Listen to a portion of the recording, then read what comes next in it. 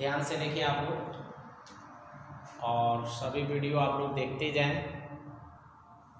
और कोई प्रॉब्लम हो तो आप लोग जो YouTube पर कमेंट कर रहे हैं, कोई भी चीज़ के लिए वो ना करें, आप सीधा WhatsApp आएँ, क्योंकि वहीं से निदान आपका हो सकता है। फिर YouTube से आपका कोई हम आंसर नहीं दे पाएंगे, वहाँ से हमारे लिए WhatsApp आसानी होगी आंसर देना आपका कोई भी क्वेश्चन का। आप लोग के प्रत्येक जो वीडियो का जो है आपका नोटिफिकेशन उसमें दिया हुआ है WhatsApp नंबर, आप उसको ज़रूर देखें। देखिए आज हम लोग न्यू टॉपिक के साथ है, need for admission of a new partner. मान लीजिए कि 4 पार्टनर थे, अब 5 पार्टनर करने की क्या ज़रूरत पड़ गई, क्योंकि हमें तो पता है कि जहाँ ज़्यादा लोग रहेंगे वहाँ दिक्कत ही होगा। लेकिन यहाँ पर एडमिशन ऑफ पार्टनर में पर्सन को इंक्रीज करने का विचार क्यों आया, क्यों जरूरी हुआ? तो फर्स्ट में है उसका reason, when more capital is needed for expansion of business and existing partner consider themselves incapable to meet the requirement। यानी जब हमारे एग्जिस्टिंग पार्टनरशिप, जो वर्तमान में पार्टनरशिप है, जो हमारे पास बिजनेस पार्टनरशिप ऑपरेट हो रहा है, यदि उसे हमें एक्सपेंशन करना, उसका विस्तार करना हो, उसको बढ़ाना हो, बढ़ाने की अधिक रुपया की जरूरत हो, कैपिटल की जरूरत हो, तो उस सिचुएशन में हम लोग किसी नए पार्टनर का एडमिशन कराते हैं। सेकेंड है कि when there is needed for a competent and experienced person for the management and working of the firm। ऐसा भी होता है कि यदि आप किसी पर्सन को आप सोचेंगे कि उसको एम्प्लॉय के तौर पर आप अपने पार्टनरशिप में उसे रखना चाहेंगे, तो ना भी कह सकता है। तो अगर कोई एक्सपीरियंस पर्सन है, थोड़ा एक्सपीरियंस पर्सन है, थोड़ा मैनेजमेंट अच्छा से जानता है, तो उस पर्सन को यदि आपको अपने फर्म में लाना है, तो आप तो एम्प्लॉय बनाकर कोई चांस नहीं है, इसीलिए वैसे पर्सन को पार्टनर बना लिया जाता है कि यदि पार्टनर बना लेंगे तो जरूर आ जाएगा, कहेगा चलो आते हैं। और जब पार्टनर बन जाएगा तो जो भी उसके पास एक्सपीरियंस होगी, नॉलेज होगी, वो मैनेजमेंट में अपना इन्वॉल्व अवश्य करेगा। थर्ड है कि when the reputation of the firm is to be enhanced by the admitting influential and reputed person into the firm.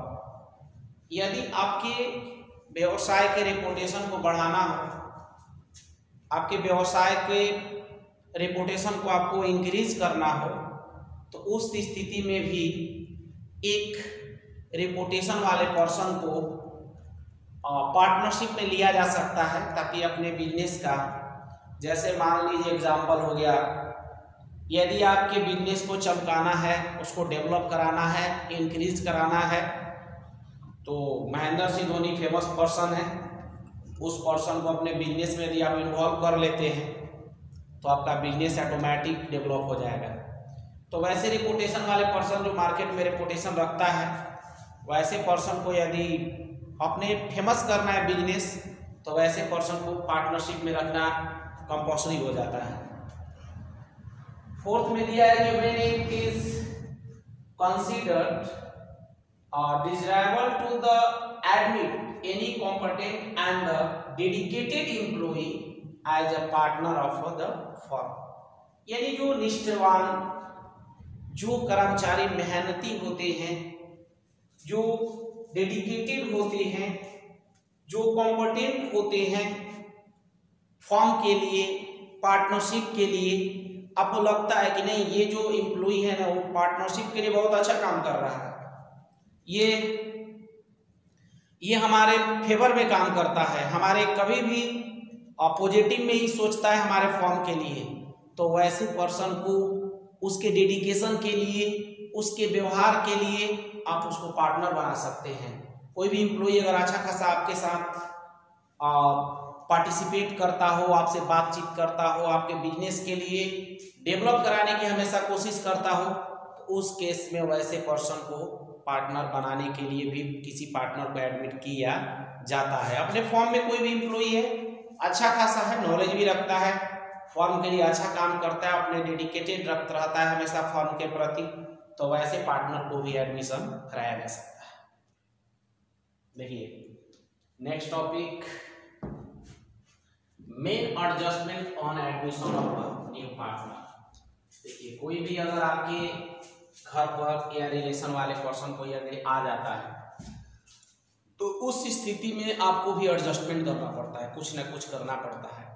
जैसे रूम में 2 पार्टनर थे, अगर तीसरा पर्सन आ जाता है तो उस स्थिति में भी आपको कुछ ना कुछ एडजस्टमेंट करनी होती है। तो उसी तरह जब न्यू पार्टनर एडमिट करता है पार्टनरशिप में तो क्या क्या एडजस्टमेंट होता है। सबसे पहले competition of new profit sharing ratio.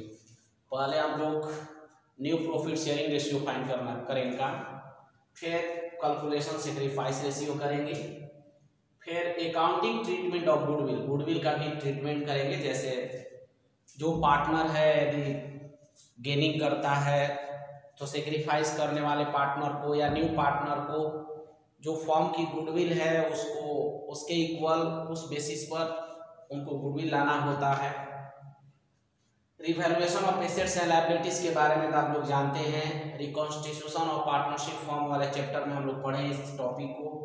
Distribution reserve, general reserve और एक्युमुलेटेड प्रॉफिट एंड लॉस, ये भी पढ़े आप लोग। जो 4th चैप्टर में हम लोग रिजर्व, जनरल रिजर्व, प्रॉफिट या लॉस को डिस्ट्रीब्यूट करने का जो जर्नल करते थे वही सेम इसमें करना होगा। एडजस्टमेंट ऑफ कैपिटल, फिर हम लोग कैपिटल एडजस्ट करना सीखेंगे। जैसे कैपिटल एडजस्ट मीन्स होता है कि पहले कैपिटल कुछ और था और न्यू सिचुएशन में कैपिटल कुछ और रखने का उन लोग का एग्रीमेंट बन रहा है, तो उस कंडीशन में कैपिटल को इंक्रीज किया जाता है और डिक्रीज किया जाता है।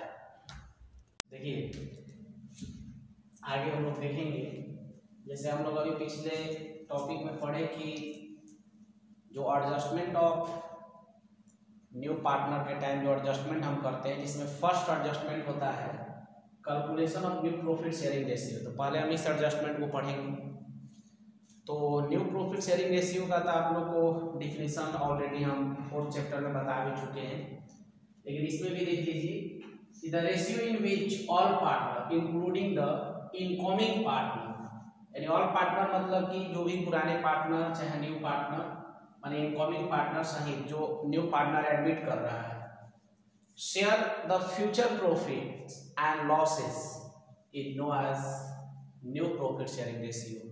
यानी जब सभी साझेदार यानी उसमें पुराने साझेदार भी हो और न्यू साझेदार भी हो और सभी लोग मिलकर जिस रेशियो में फ्यूचर के प्रॉफिट को शेयरिंग करने का एग्रीमेंट करते हैं, उस एग्रीमेंट को ही हम लोग क्या बोलते हैं, न्यू प्रॉफिट शेयरिंग रेशियो। तो हम लोग को ऐसे आप लोग को new profit sharing ratio find करने के लिए एडमिशन ऑफ पार्टनर में 5 केस है। कितने केस है? 5, जो आप लोग फर्स्ट केस हम अभी बताने जा रहे हैं। फर्स्ट केस में कि when only new partners share is given.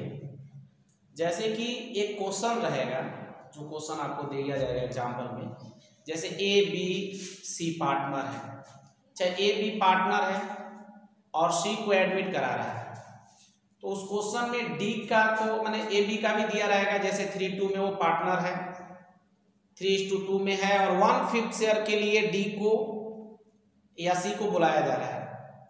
अब उस क्वेश्चन में पार्टिकुलरली ये नहीं बोलेगा कि ओल्ड पार्टनर से वो परचेज किया कि ओल्ड पार्टनर उसे सरेंडर किए, ये बात उस क्वेश्चन में कुछ नहीं बोलेगा। बस बोलेगा कि 1/5 शेयर के लिए न्यू पार्टनर का एडमिशन हो रहा है।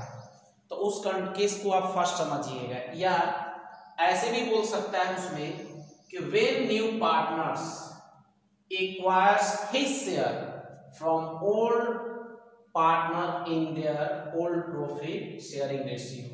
यानी जो न्यू पार्टनर है ना, वो जो अपना शेयर एक्वायर कर रहा है ओल्ड पार्टनर से, उनके ओल्ड प्रॉफिट शेयरिंग रेशियो में ही कर रहा है, तो समझ लीजिए कि वो कंडीशन कौन है? फर्स्ट। एक बार और आपको दोहराते हैं। फर्स्ट केस कैसे पहचानिएगा, ए बी पार्टनर है, 3:2 रेशियो में डिवाइड करता है, सी को 1/5 शेयर के लिए एडमिट कर रहा है पार्टनरशिप में।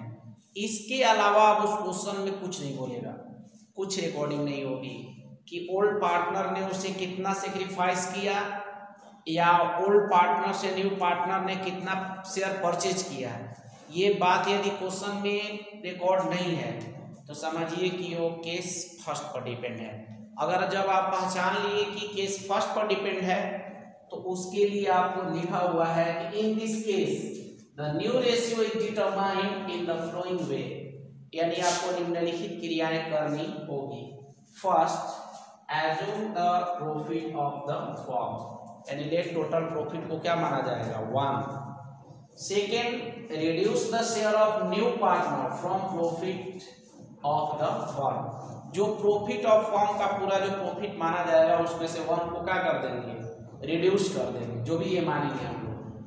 द रिमेनिंग पार्टनर, जो भी है रिमेनिंग पार्ट, जो भी प्रॉफिट का जो रिमेनिंग पार्ट बचेगा is the considered remaining profit, उसको हम लोग रिमेनिंग प्रॉफिट बोलेंगे। जैसे कि टोटल फर्म को प्रॉफिट क्या मानेंगे 1 में से न्यू पार्टनर के शेयर को क्या कर देंगे, रिड्यूस कर देंगे, घटा देंगे, और जो रिमेनिंग बैलेंस बचेगा उसका पार्ट बचेगा उसको हम लोग रिमेनिंग प्रॉफिट बोलेंगे। फिर कह रहा है कि द रिमेनिंग पोर्शन जो बचेगा is divided among the old partner multiplying old profit division ratio, यानी जो रिमेनिंग प्रॉफिट बचता है ना उसको हम लोग ओल्ड पार्टनर के ओल्ड रेशियो से मल्टीप्लाई कर देते हैं, तो वो जो रेशियो हम लोग का फाइंड होता है वो new ratio of old partner find होता है। तो चलिए आप लोग को इस पर क्वेश्चन बनाते हैं। देखिए, जो अभी हम लोग केस 1 पढ़े जिसमें हम लोग फर्स्ट केस था, जैसे देखिए इस क्वेश्चन में दिया है A and B would share profit in the ratio of 3:2 and they admit C to give him 1/3 share. Calculate the profit sharing, new profit sharing ratio। देखिए ए बी का दे दिया कि शेयरिंग क्या है 3:2 है, एडमिट किसको कर रहा है, सी को कर रहा है, कितने के लिए 1/3 शेयर के लिए।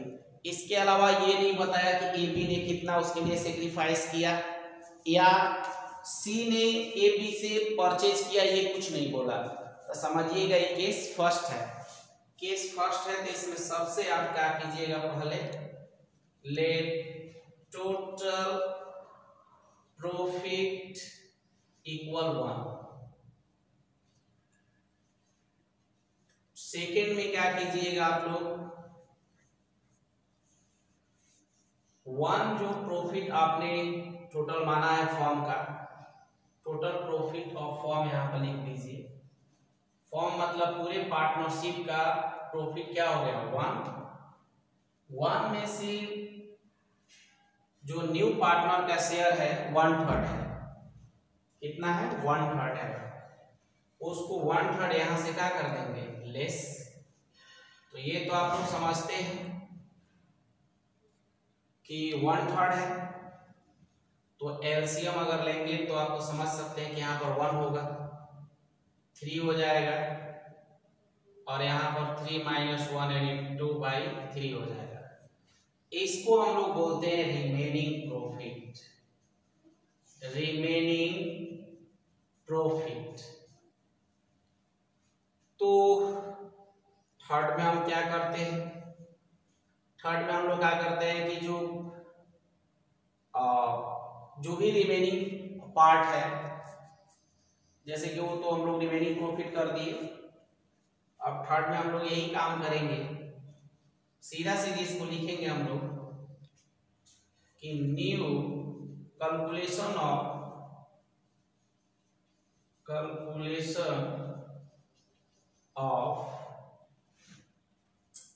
न्यू